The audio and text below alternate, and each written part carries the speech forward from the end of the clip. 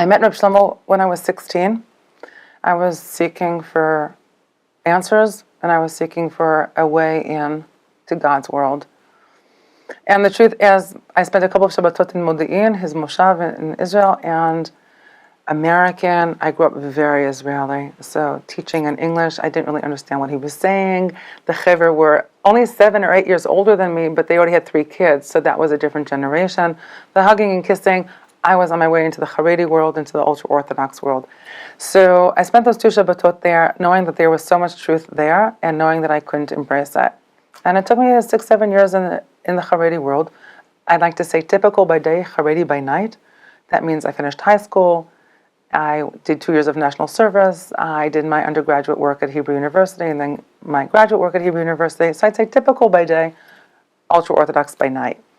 And after about 6, 7 years in that world, I realized that as a woman who wanted to learn, I didn't have a place in that world. Too many times I found myself alone at the table with the men, knowing that it wasn't the place for me to be, or in the kitchen with the woman dying, because I wanted to be at the table with the men.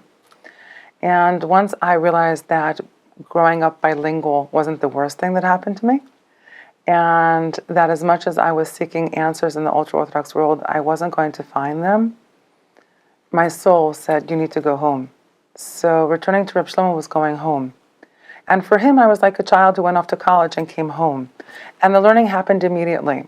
I'd go to his classes, I would write notes, I would tape everything, I'd go back to the books, I would challenge him. I used to say that Reb Shlomo loved me because I didn't believe a word that came out of his mouth. And who wouldn't love a student that challenges you on that level? So immediately I became his student, and the learning brought me home in a way that, guests use the front door. And when people ask me what Reb Shlomo gave me, I say he gave me the key to the back door. Because family uses the back door. Family knows where the key is hiding, under what mat, under what plant. And I was banging my head against the front door. But the front door wasn't the door I needed. When Rav Kook says, Noda b'sharim ba'ala, her beloved is known at the gates, Rav Kook says there are 50 gates of Torah, and everyone needs to find the gate to walk through.